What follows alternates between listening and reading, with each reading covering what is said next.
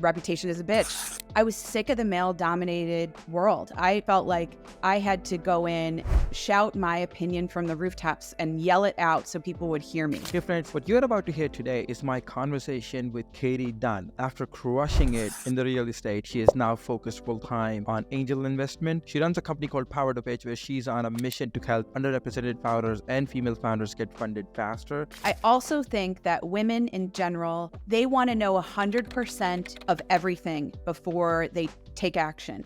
Whereas men will do something on a whim. They'll have an idea and they're like, let's just go try it. There's a ton of data out there showing how female founders and female CEOs get better results than male founders. They just don't get the press. They don't get the accolade. There's no lights shining on them. I want to know from a founder, what was the aha moment? Like, what was the problem that you experienced personally that made you so passionate about the solution you're coming up with that you had to start a company about it? They've called me a racist. They've called me sexist. They've called me all these discriminatory names for shouting out that I first and foremost fund underrepresented founders. Who should raise money and why they should raise money? I love this question.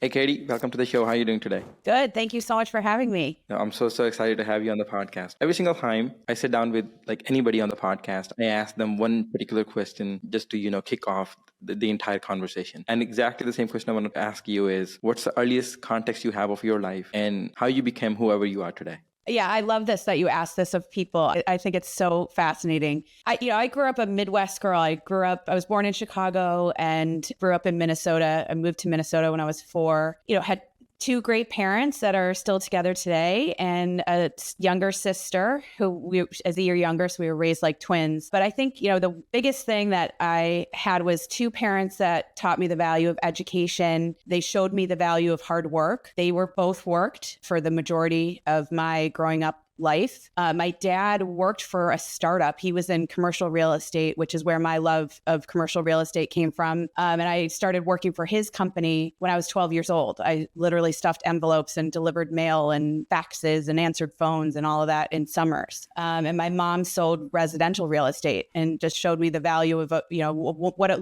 looks like for a woman to raise a family, work, have a life of her own, big group of friends, all of that. And it's, they just are the best role models, and I'm the luckiest person in the world for that. Yeah, absolutely.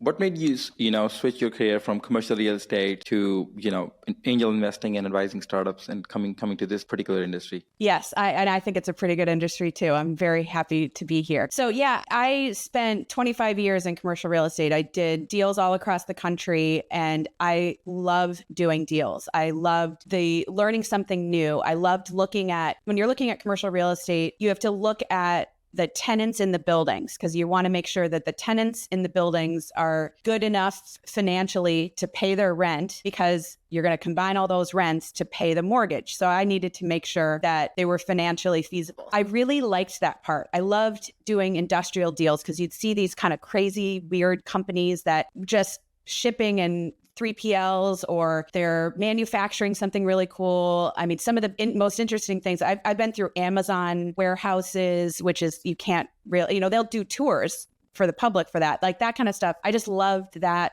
aspect of it, of learning something new, learning what these businesses do. I was always investing along the way. I invested a little bit in real estate. I invested in stocks. I produced a movie at one point. And I remember saying, probably 15 years ago to some friends, it was around when Uber went public. And I remember thinking, how does one get into those kinds of deals? How does somebody find that kind of stuff? I love that. Why am I not doing that? And, that kind of passive income, but being a part of something new and interesting, because the world that I was in was banking, very stodgy, very male dominated, very, very set in their ways, not willing to change, not willing to embrace technology, just wanted to do everything the same way they've always done it. And so I started to think about how would I get into that? I didn't really do anything that much about it then, but I had the opportunity a few years later to invest in my first startup, which is an Irish spirits company called Outcast Brands. And we have 2 spirits that are out in the wild. One is Blood Monkey Gin and the other is Two Shores Rum. But, that just seeing what was going on with that, I'm on the advisory board for that. It kind of opened up my world of, wow, this is a very positive thing. You're looking to the positives of the business. How do you grow? How do you scale? What can you do better? What kind of efficiencies can you do? That caught my fancy. I mean, that was really exciting. And at the same time that I was working on all of that stuff, the commercial real estate world was imploding. Retail properties had already been struggling. This is all pre-COVID. Retail was really struggling. Malls were closing. Mall anchors are dying, and you're just watching all of this bad news happen over and over again. It's just depressing, and I felt like everything. Anytime you look and say anything, it's all I got to know. At every time I tried to do something to make our lives better, make our lives easier, automate something, I just felt like I was getting shut down at every turn. To be totally honest, I was sick of the male-dominated world. I felt like I had to go in and shout my opinion from the rooftops and yell it out so people would hear me. Mm-hmm. Looking back, that was not the right way to go. That was not the tactic, but it was what I had been taught and was effective. I mean, unfortunately, there's just a lot of screaming that happens in investment banking and the banking world. And so that was sort of I felt like if you're the loudest voice in the room, you're going to get heard. And that was probably, it's not who I wanted to be, but it's who I thought I had to be in certain situations. And I just didn't like that about myself. I didn't like that, having that reputation or having the, quote unquote, reputation as a bitch. I mean, I just didn't like it. I was effective. I got a lot of deals done. I was the person that people would go to get stuff done, but it wasn't always, I got sick of it. And I felt like I wasn't adding value. I wasn't being appreciated. And so I really worked at, over the last probably 5 years that I was in my last job, was trying to figure out, okay, what can I do that's different? How can I try and put myself into a better situation? The world shuts down. Work was insane. I mean, it was just trying to figure out if buildings are going to reopen and who's paying rent, who's not. All of that was awful. Like it also gave me a little bit of time to study, to network, to find other outlets. And that's where I really picked up on the angel investing, working with startups, trying to participate more in and network in that world. Absolutely. But if you, now that you're like in the center of this thing, I want to ask you like two questions actually. So one is, what exactly is the inside of investment banking looks like? So I happen to invite like a lot of people who started their career in investment banking and, transition into either like, institutional VCs or like, they started their own fintech startups or anything like that. But what exactly is it like being an investment banker or being in that industry? Like, what's the inside looks like? It's a lot of pressure. I mean, you're dealing with millions and millions of dollars every day. And that causes everybody to be on edge and everybody to be very stressed out. And so you're kind of always operating at this really high level of stress. You've got to move fast. You've got to get people answers fast. You've got to solve the problems. It's constant problem solving. That's a skill that I'm very good at. I'm always looking for the solution to a problem. And that it really translates into the startup world too, that's what everybody's trying to do, is solve a problem, right? Mm-hmm. But it's very high energy. It's long hours. There's a lot of egos. Mm-hmm. There's a lot of people that want FaceTime, people that put you through exercises just to test you. It's tough. And then there's the play hard aspect too. You're expected to go out and go to bars and drink and go out to dinners. And it's a lot. It's a very high pressure lifestyle. Mm-hmm. But you make a lot of money. That's why people do it, because of the money. Yeah, absolutely.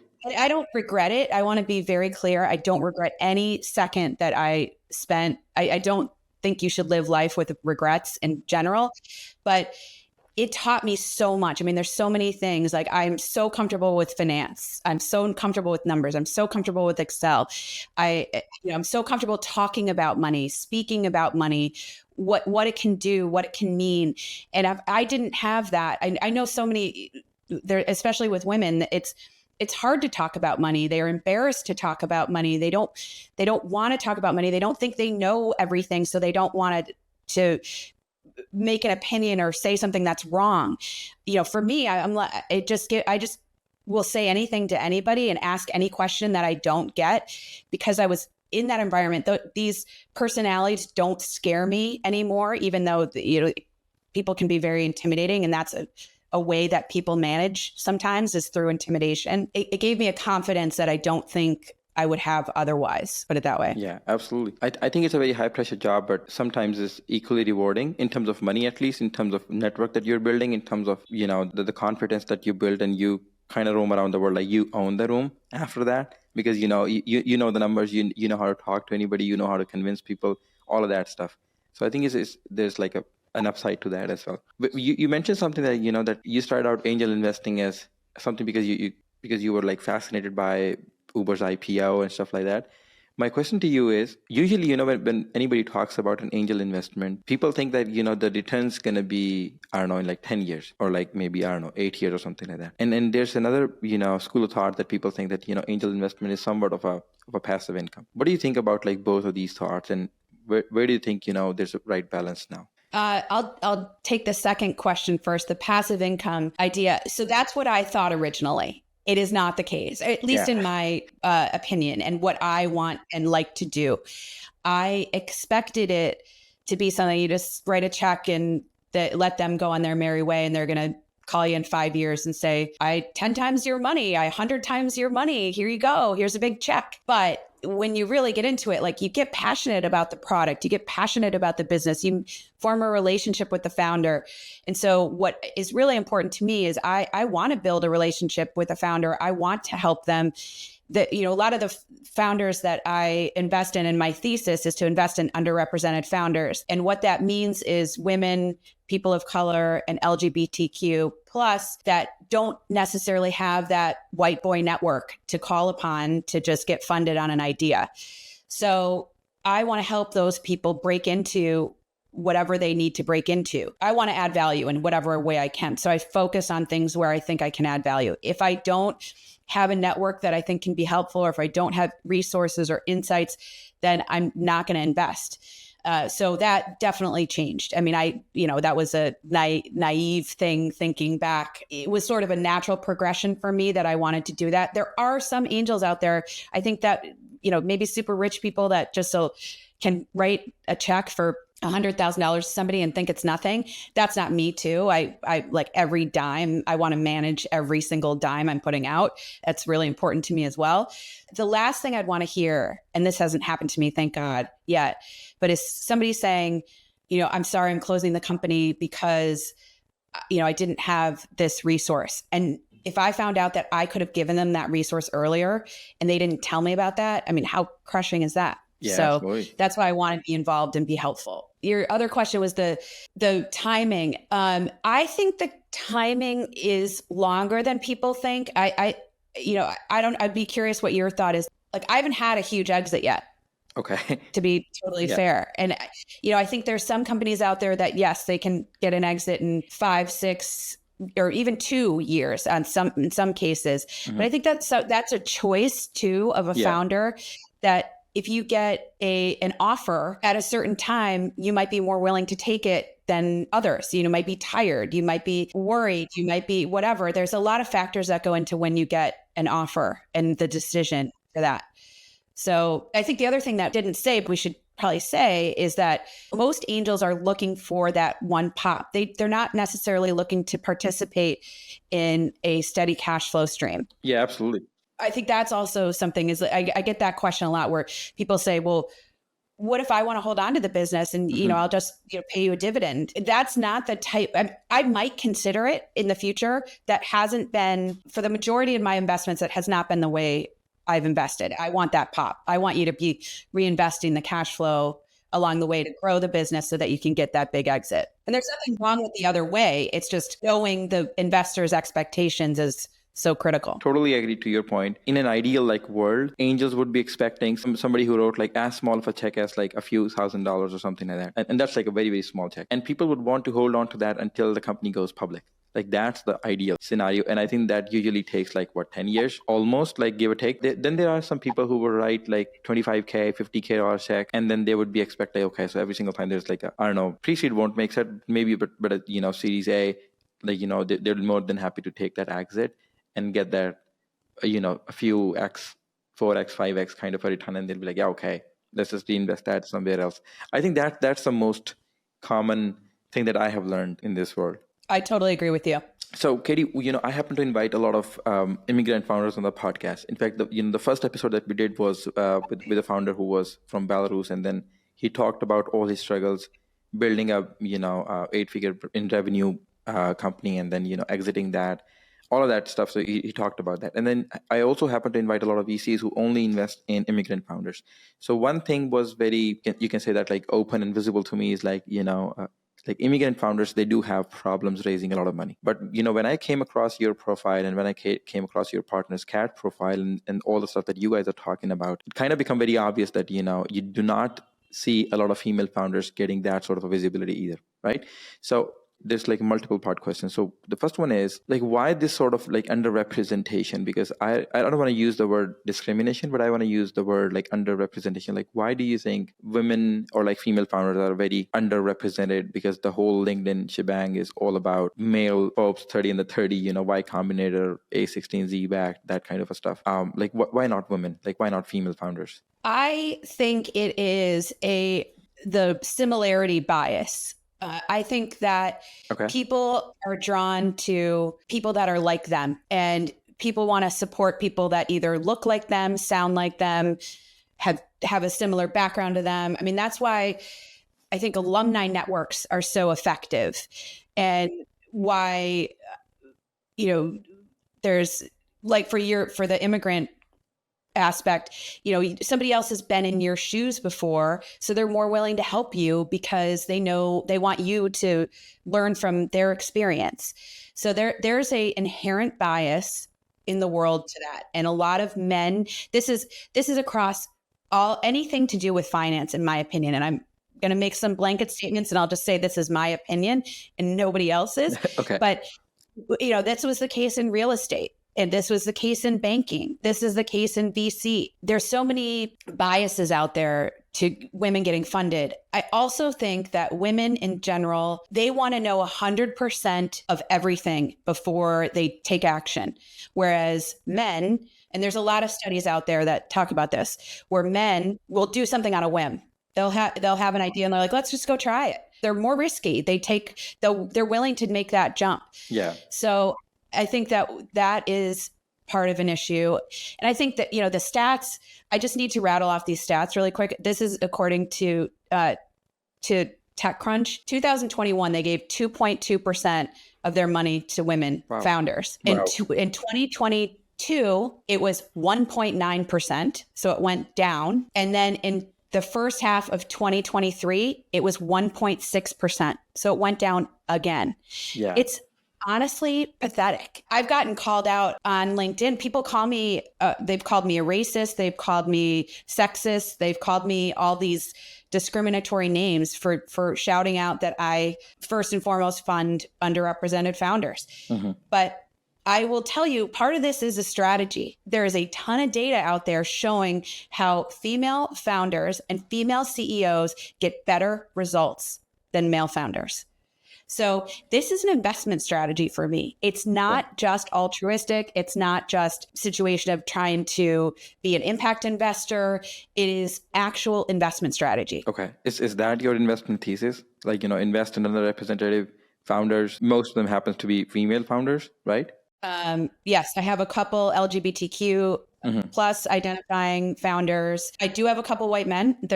I've definitely invested in a couple white men. Mm-hmm. My first investment was in a white man, but the majority are women. And again, it's a very dumb question to ask. Do you think like female founders don't get that much of an investment is because the sample size is not too big? It's like maybe, so in my circle, every other dude that I know is like, even if he's doing a job today, is thinking about starting a new company tomorrow or something like that.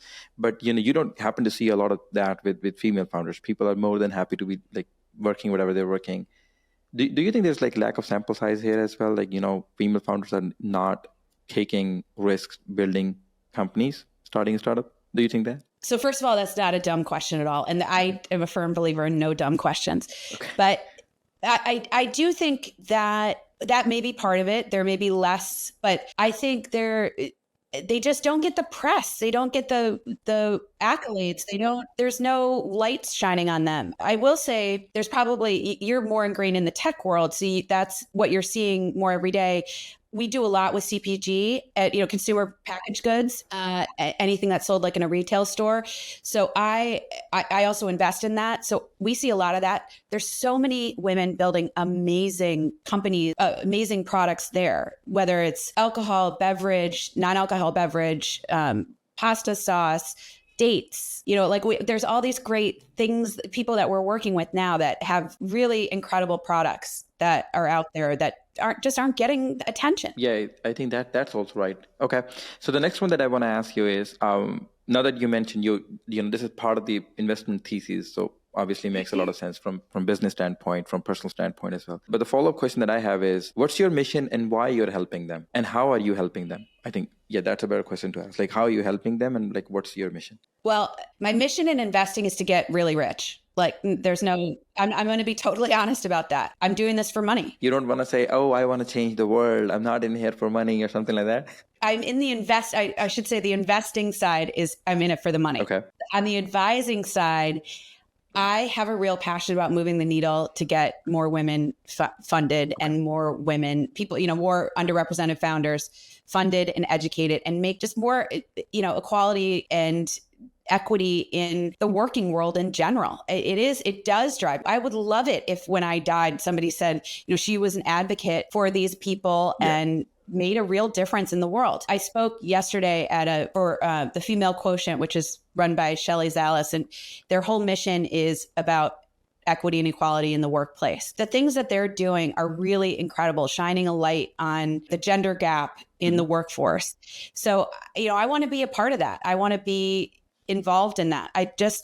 Women have so much more to offer. It was so much more than they're given credit for in terms of being really good at multitasking, getting stuff done and just being more effective, more empathetic leaders. There's so much more to this stuff that there's so many stats out there that you can see. The diversity in teams makes more effective and more profitable teams. Yeah. So all this stuff is out there. It's just, this is why I shout it from the rooftops. Okay. Yeah, I think that there's a study from BCG, Boston Consulting Group, talks about exactly the same thing, I believe. But we see a lot of, founders still struggling with that. Like a lot of founders, I think you would agree to that largely. Yep. So a very baseline question is like, what the heck is a pitch and how do you master, like, regardless of the industry you are in? So somebody might be building a tech company today and tomorrow might be building a cannabis company or maybe a CPG company. So how do you master like this art of pitching? So, and what exactly is that? I love this question. For me, the pitch is about being clear and concise in telling your story, effectively portraying the problem, communicating your solution, and then giving the market opportunity along with it. The other things that come into that are traction you have, the team you have, your business model, how are you going to make money, all of that kind of stuff. So it's really about effectively communicating and being very clear and concise with what you're talking about. And in Power to Pitch, what my partner, Kat Weaver, and I preach and live our days by is we're all about creating that pitch script first. Everybody wants to do a deck and put a deck together, and then they think, we're going to have this glorious, glossy, beautiful deck. Yeah. We're going to send it out to people, and the checks are going to start filling our mailboxes. Yeah. And that is not how it works at all. Yep. And so we're all about creating that pitch first. So we start with the 60-second pitch because you're going to say that 1,000 times more than you're going to say your investor pitch or any pitch competition pitch, anything like that. And the 60-second is the real challenge because you have to be able to tell a lot of things in a very short amount of time. So you have to be clear and concise. You have to be able to communicate it. And the other key is you have to be able to communicate it without any pictures, without a screen, without showing your phone, without just saying, oh, let me send you something later. No, you have to be able to say it in words, in person to somebody so they, quote unquote, get it right off the bat. Yeah. And that's hard to do. Yeah. It's really hard to do, especially when you're in the day-to-day of everything. You're in the weeds. You want it. Kat's one of her favorite terms is just word vomit everything out onto everybody. Yeah. So that's where we really come in and are specialists in helping people get clear and concise about what they're saying. And we can boil things down. It's kind of wild. We both have this talent, and there's a lot of things that we kind of look at each other sometimes and say, like, how do we have the same brain on this? But both of us are very, very good at boiling things down and asking the right questions to get people to get to the heart of the matter. Yeah, I think totally to your point. I think every single time any founders think of they need to fundraise, the immediate thought is, let's just start up a pitch deck. Let's just start up, presentation or something like that. But nobody talks about the story, how are we going to get there, all of that stuff. So nobody talks about that. It's just like immediately start a pitch deck. So yeah, I always wondered, what the ideal pitch looks like to you. Like, I actually want to know, because somebody who's been working with so many founders and somebody who works, on pitches all the time. So, like, what's the ideal pitch looks like to you? I want to know from a founder, what was the aha moment? Like, what was the problem that you experienced personally that made you so passionate about the solution you're coming up with that you had to start a company about it? Okay. That's the key. That's the hook. Get me in emotionally and emotionally connected to your story. And then bring in the bigger stats around why this is a problem for everybody else. Throw in a stat from a reputable source that shows that this is a big issue. And then talking about the financials and your financial model is also, for me, really key. I've obviously said this before. I'm a big finance person. I'm a big finance nerd. Yeah. I'm going to go into the model. I'm going to scrub your model. I'm going to ask you about your assumptions. And that was one of the biggest things that my background in real estate taught me how to do, is know how to defend everything. And that's another thing that we teach our founders. We give them hundreds of questions that they can go through or should go through and know how to answer every single one before we put them in front of an investor, so that they can't be tripped up on something simple that, from fundraising. It's so one little tiny thing can just derail everything. A huge check, right? Exactly like that. Exactly. And, it could be a very dumbfounding thing or something like that. Like, a small mistake that or maybe a small detail that you left on the data room or something like that. And it's just like, yeah, okay, that's a red flag. We're out. It happens like that all the time, right? All the time. And that's where practice comes in too. Practicing the pitch, practicing answering questions, like literally talk them out loud, record yourself, use voice notes, whatever. Figure out how you can get shorter with your answer, how you can answer the question. The other thing that we see a lot, people don't answer questions directly. They okay. They talk about what they think the person wants to hear rather than answering the question that was asked. I was in a pitch, bunch of founders that pitched, and so there's about 5 minutes. Every founder got 5 minutes of questions, or 5 minutes, to answer questions. And a question was asked, and the founder talked for probably 3.5 of the 5 minutes, had misheard the question and answered something completely different. And nobody could stop her to say, hey, slow down, wait, that wasn't the question that was asked. And so she wasted her time. She wasted her opportunity, which is a real shame. To your point, so it's a very funny thing that I want to share with you. This whole podcasting thing, the whole thing that, putting it live, putting on camera or something like that, it's not as easy as people seem to think. The reason why, podcasting seems simple, a lot simpler than just, sitting and talking in front of camera, is you're going to make a million mistakes. So, one example that comes to my mind is like a couple of years ago when we started out, like we were raising a pre-seed round. One of the investors, even on Twitter, reached out, hey, can you send me a Loom of your product? We would love to invest, or maybe, become a customer. I'm like, yeah, cool. That product demo. And I used to do like 10 demos or 20 demos in a week. Like I was like doing that back to back all the time. So rehearsed in that. And then he asked me for like a Loom video. Man, this is so tough. I had to take like 15 retakes in order to get it to a point where I felt like, okay, now it's reasonably good. Now I can send it to him. So I think when you start putting something on camera, you're going to start making a lot of mistakes. And then obviously you're going to start improving a lot faster as well. That's such a good point. I can totally relate to that. Kat and I do YouTube videos, and they look so great when they're done, but I cannot tell you, Kat's really good at them. I am not as good at them. It takes me a lot of takes, so I can totally relate. Yeah. It's a pretty hard thing to do, because you're always like, I just said it wrong. I just said it wrong again. I said it wrong again, and you just take notes and stuff like that. So it's fun, but it's tiring. I was like going through on LinkedIn and the net and the comments that I see under your most of your posts, and people are like pitching you right and left, like all the time. Like you've been asked about investment questions, you've been asked about pitch decks and stuff like that. So I'm assuming you get like pitched. And I like, funny, I was reading a post of you where you were saying, okay, just answer these 3 or 4 things. And if I'm not a perfect fit, don't send me your pitch deck. And I'll tell you like, why I'm not a fit for you or something like that. So my question to you is, how do you evaluate like which one you would want to invest in and which one you just want to pass? Like, how do you do that?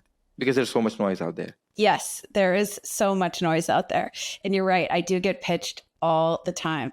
So I start with my thesis first and foremost. And I start right at the top with the founder. And I say, are you an underrepresented founder? And so if the answer is no, automatic no. If it's a yes, I go to the next question. Are you a CPG or tech? And then, so I sort of have this, think of it like a flow chart. If yes, then this, then that, okay, then that.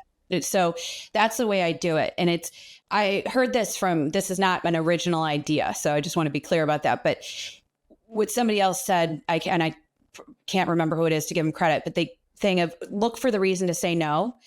And when you've exhausted your list of questions that can't be answered no, that's when you make the investment. I invest very early stage, pre-seed and seed. I've invested pre-product on a couple of deals too. So for me, it's about the founder. Do I think they have that passion, the grittiness, the ability to really make something happen? Are they going to be transparent with me and be communicative? All those kinds of things. So the founder is super, super critical. So a lot of the deals, and we should talk maybe a little bit about this too, is that I've invested in a syndicate.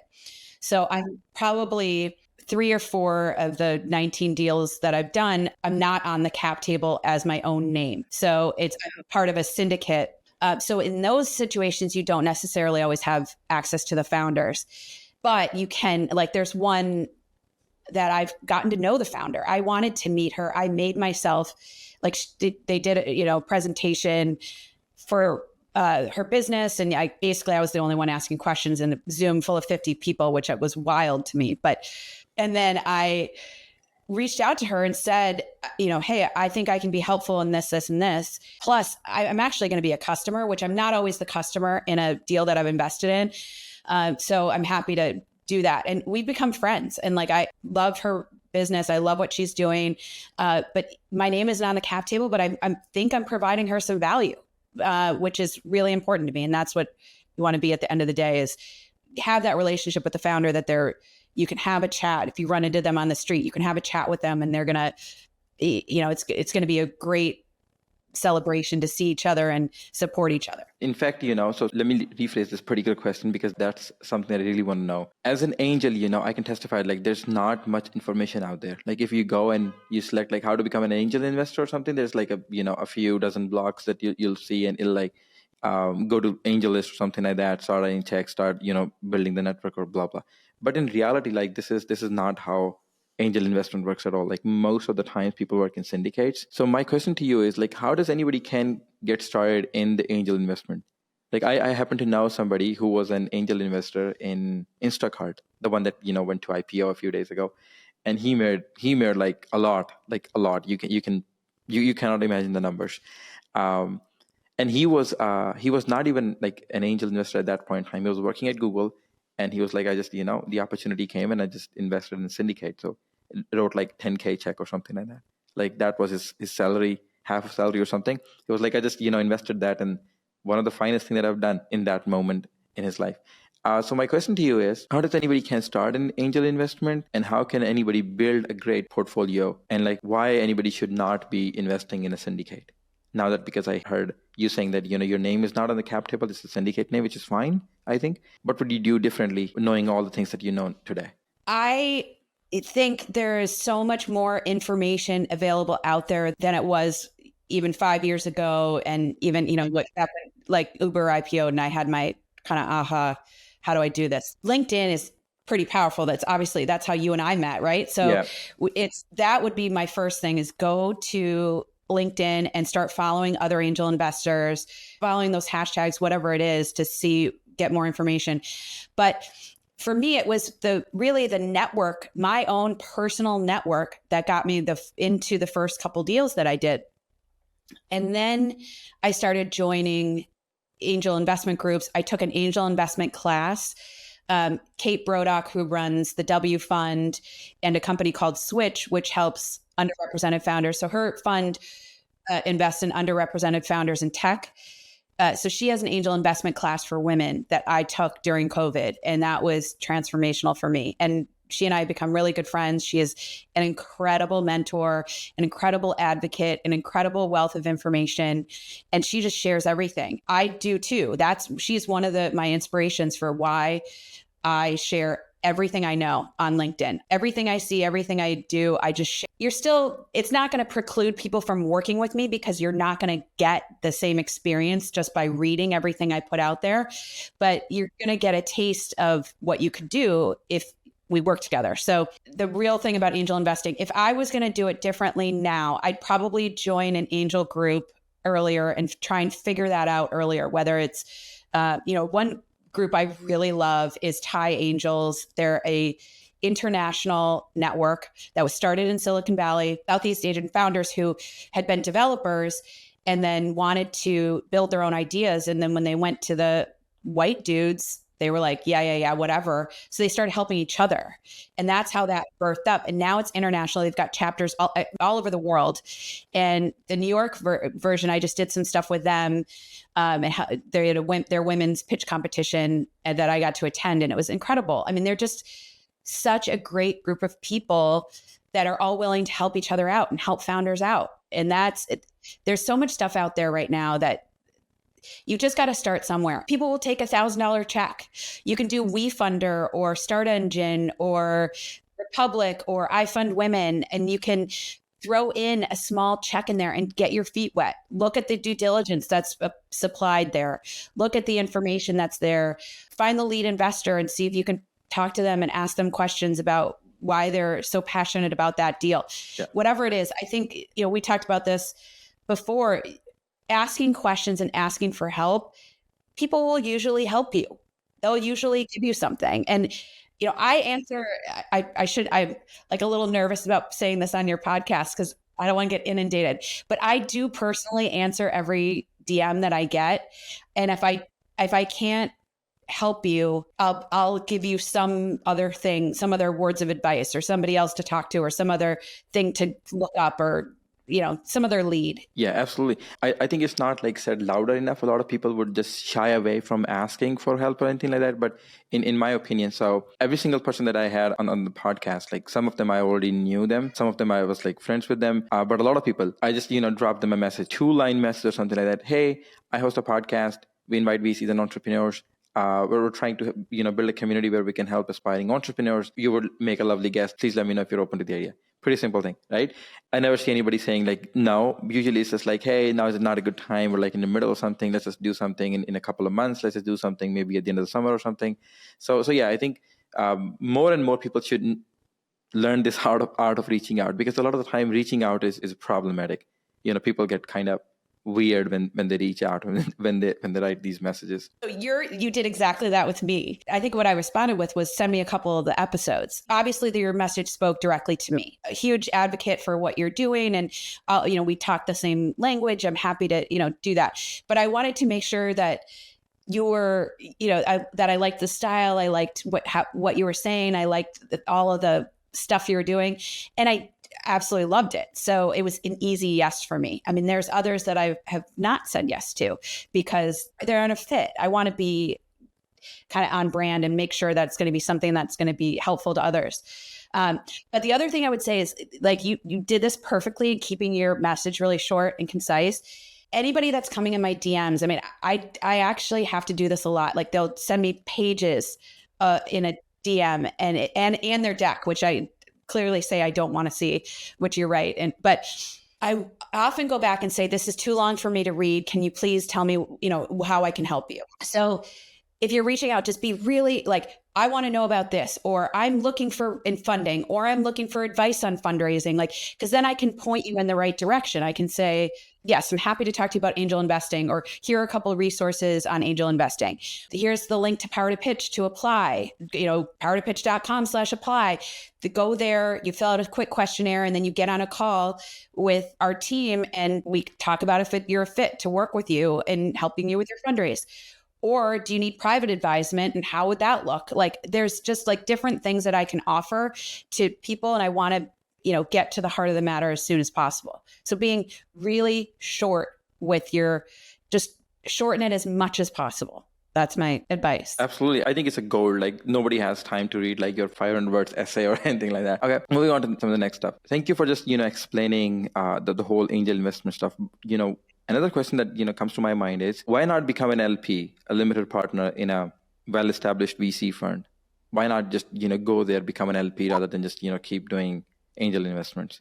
Because once you do like 2 or 3 or 4 or 5, but the moment you cross 10, I believe that like you have a lot of understanding to just go and make that leap of faith. I get offers to join as an LP all the time. This is a very personal reason why I have not and haven't done it yet. But it's because of my past life in doing commercial real estate deals, I would always have to go to a committee to get something approved and get permission from other people as to if we got a deal done. For me, it's very freeing to make my own decisions and to trust my own gut. And to, even if a fund is so perfectly aligned with my thesis, they may invest in something that I wouldn't have invested in, or they may not invest in something that I really want to invest in.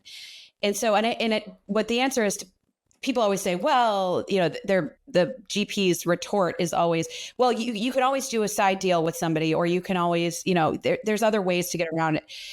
So for me, it's more about like, I like having my freedom to make the decisions. And, maybe someday I'll do that when I'm super rich and I can spread out and I can help more people that way. I probably will do that. But at this point, I want to stick to what I want to do and how I want to help. And the other, kind of goes back to the fact that I want to be helpful to the founder. And as an LP, the GP is going to be more involved with helping the founder maybe than the LP is. So, okay.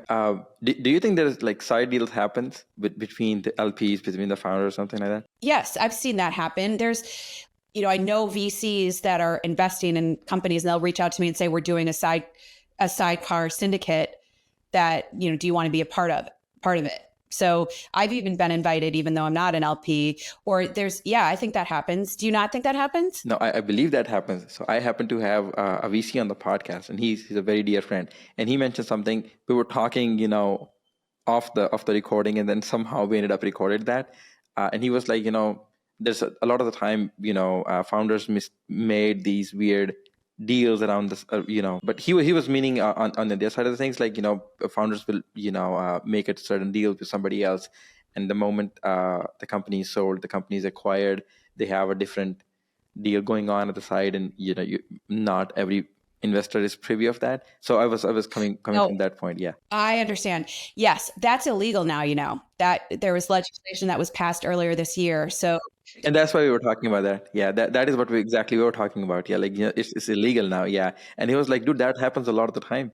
Yeah, definitely. That happens all the time. Oh, I see what you mean. I thought you meant like, do people, I thought you meant it in more like, do you get brought in on deals? Yes, there's definitely side deals all the time, and side letters. Yeah.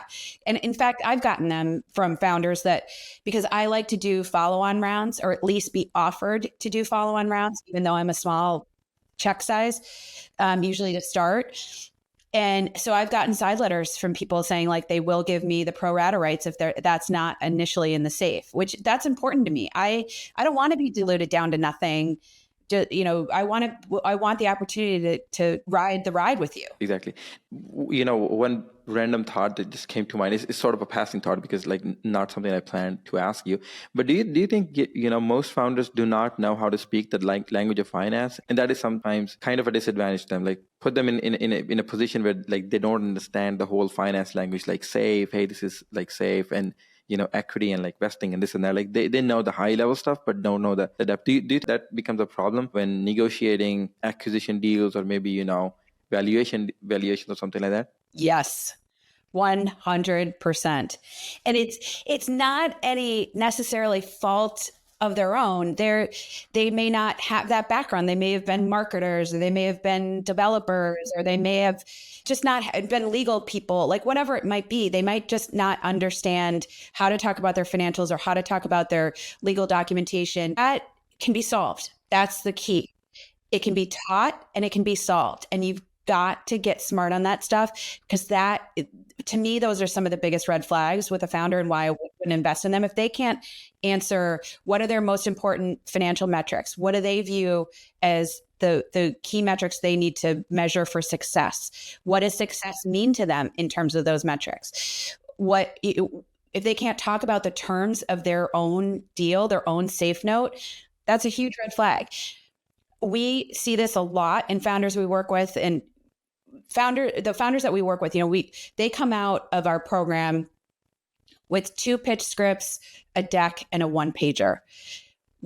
That's our value add. That's what we tell them they're going to come out with. What they really come out with is usually a fractional CFO, a lawyer, maybe a PR agency, things like that. Like, we've got all these networks. Like, as we dig into their scripts and we learn about their business plan, we learn about what they're talking about in their financials, and we can tell right away they don't have a model. They don't know what to say. They don't know how to express their traction. They don't know how to talk about their revenue goals. We've seen things from founders like, okay, we're gonna launch in September, and by September 2024, we're gonna be at $1.5 billion in revenue. Okay. No, you're not. Like, I'm sorry, you're just not. And if you are, I hope and pray that I can be proven wrong, but you're just not. So those kinds of things are huge red flags, and you got to be able to talk about this stuff and your assumptions that you know what you're doing. And the beauty of a fractional CFO is that they'll teach you this stuff. They'll provide you with a model, but you've got to learn it and work it and ask them the right questions. And a fractional CFO is different than an accountant. And an accountant is not the right person to do this exercise with you. You've got to work. And if you're working with an accountant, great. Just make sure they're a startup accountant. Make sure it's a fractional CFO that knows your industry. Make sure it's a startup lawyer that you're working with. Like, all of these things are so key and will save you so much money down the road if you're talking to the right people early. And I know people are like, well, it's too expensive, I can't afford it. These are investments. They are not costs. They are not expenses. They are investments in your business. Exactly. Totally agree to that. All right, Katie. So what we do is, as I was talking to you earlier, we have a decent big of an audience, but we crossed like 12K yesterday. Congrats. Thank you so much for that. And what we do is we send out everybody an email like, hey, Katie is coming over the podcast. Just shoot all the questions that you have. They're like good ones. They're like crap ones. But we managed to just pick like, 6 or 7 of them. So I just want to, ask you all of them. Not in any particular order, nothing fancy, just like random plain questions. So the first one that I want to ask you is, what's the smallest and the first check you wrote, and how much was that for? Okay, so the first check I wrote and the smallest check I wrote are 2 different things. So the first check I wrote, not counting the movie, it was about $18,000. It was €1,000 investment in, so it was at the time, it was about $18,000 in Outcast Brands. And since then I've invested a ton more, like a lot more in that company, and specifically, and that's the Irish Spirits company. The smallest check I've written is $1,000, and that was in a WeFunder round for a company called Fathom, which is an AI assistant on Zoom and Google Meet and all that kind of stuff. It records the call. I'm a huge user of it, and so it's a free platform that you can do. So they were doing a WeFunder round, so put $1,000 in it. All right, cool. Tell us a little bit more about that movie. So the movie was is great. It premiered at Tribeca in 2015. It's called Folk Hero and Funny Guy. It's got some great stars: Alex Karpovsky, who was in Girls; Wyatt Russell, who is the son of Kurt Russell and Goldie Hawn; and Meredith Hagner, who is now his wife, Wyatt's wife. It's a buddy comedy, and it's great. It was an indie that was done by a friend of mine, and he was the writer and the director. So it was a blast. I love doing it. It was something I'd always wanted to do, and I actually put together a little syndicate that was the first money in that made the whole thing come together. Yeah, it was great. Why are you not doing that like now, like not anymore? Good question. Because I didn't make money off of it. I loved it. It was a great learning experience, and it was really, really, really fun. And it was an investment in learning for me. But we didn't make money off of it. It was sort of a weird time in the movie industry where Apple was going to start making movies and Netflix was doing everything. So it was like this weird time where the online stuff was really blowing up and decline of movies in theaters was going down. Yeah. So, but you can still find it. It's out there. You can definitely buy it on Amazon, Apple and stuff. Yeah. And Amazon and all that. But it might be running on like Hulu or one of those. Oh, wow. Okay. Yeah. I'll put the link in the description. So maybe somebody can find that. Okay. Thank you. Always. It's really good music too, by the way. Really good music. In the movie. Absolutely. Then we're going to watch that. All right. So what are the VCs and investor code words that founders often misunderstood?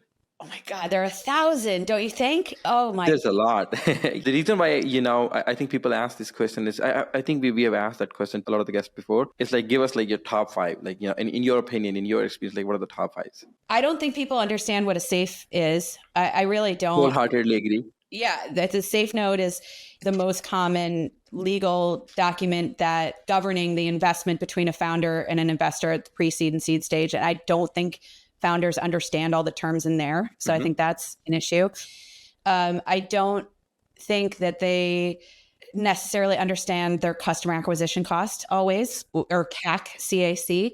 I don't think people understand TAM, SAM, and SOM. Yeah. So it's like, and then the obtainable market, like understanding those things is so critical. You've got to be able to talk about that stuff. We have a whole dictionary in the program.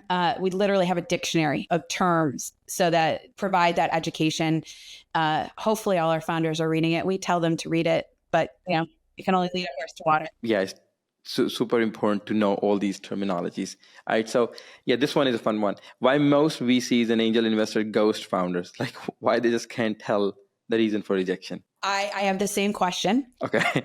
I think the reason why is people are busy and they're inundated every day with things, that they're just think are dumb, frankly. I think that's probably what it is. I made a promise to myself in 2023 that I would respond to every single person on DMs that goes through my website, that emails me, finds me.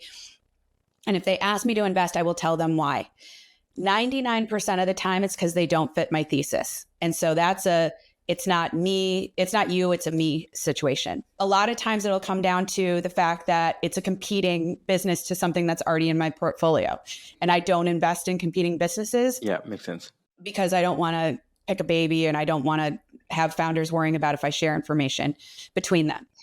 I do strategic things, like I've done an alcohol business, spirits business, a wine business, a non-alc mixer business, and another beverage business, a functional beverage business. But those are all complementary. Mm-hmm.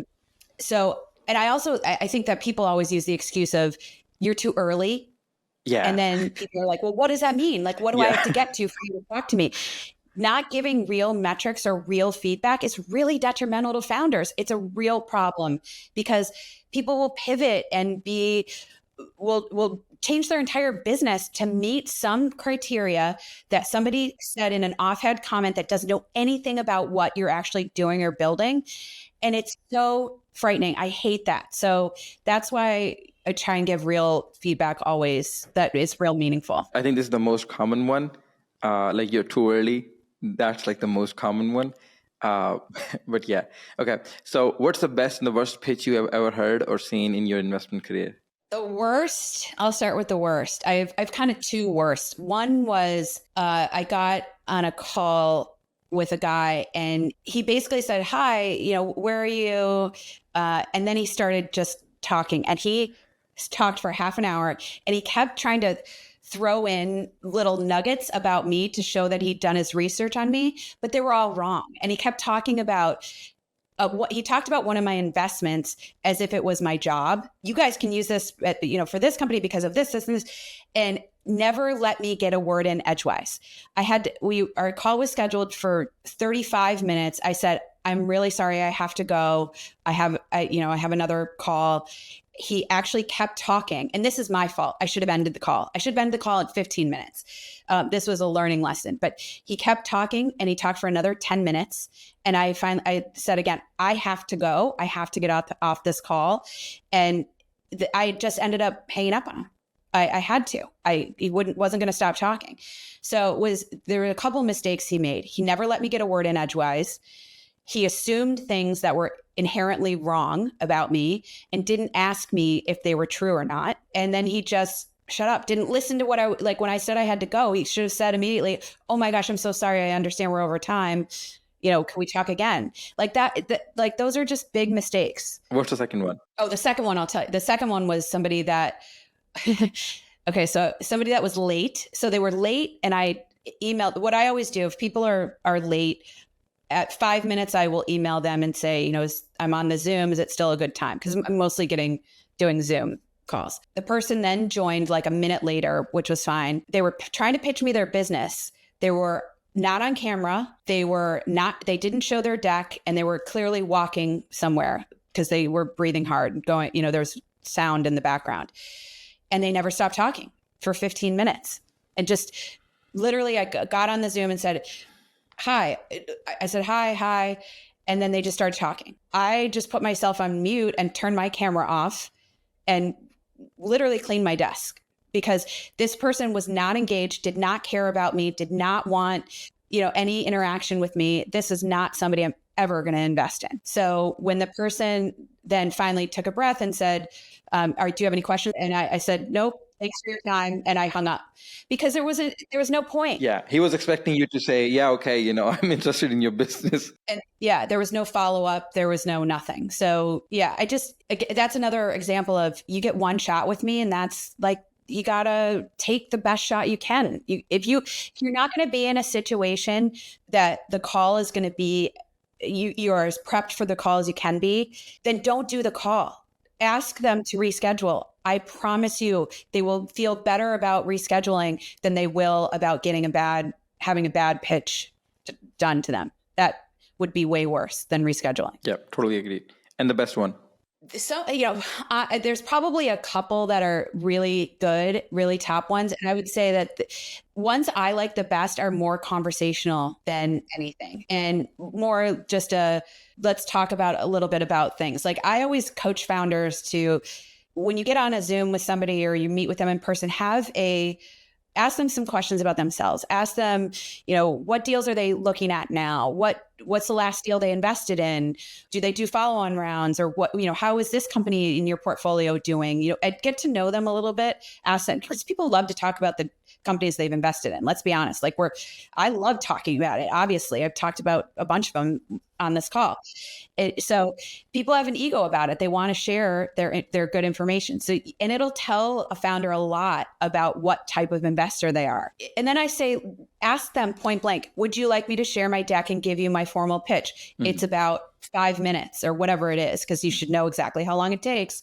Or would you rather just have a conversation and let the investor then guide how the call is going to go? Yeah. Okay. That's a great one. The next one is, what startup failure you have learned the most from? Like, what wisdom did you gain as an angel investor from any of your investments? I have one company that I invested in, and met with the founder. And the mistake that I made is I didn't know how involved her husband was in the business. Oh, okay. He's not listed as a co-founder. He's not, anywhere on the website. I met them both in person, because I invested during COVID. So I only met her over Zoom, and I thought I knew her really well. And then I met them in person about a year after I made the investment. She didn't speak at all. He did 100% of the talking.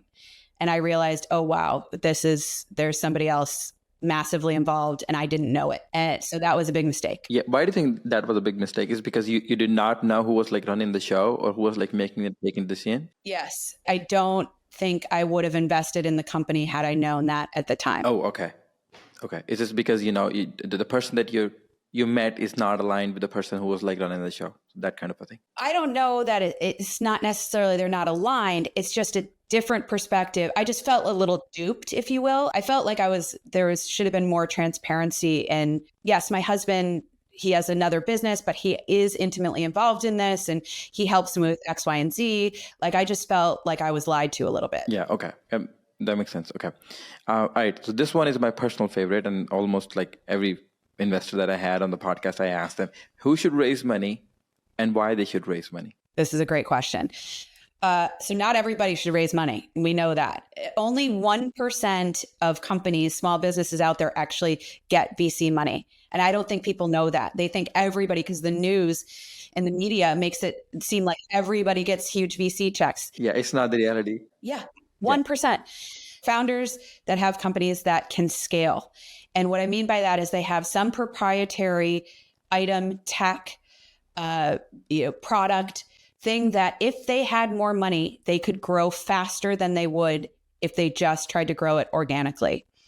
And it should be fuel on the fire. So it should be money that's going to go towards improving systems, efficiencies, production, tech, marketing, hiring more people. But it shouldn't be things like an agency, like a PR agency.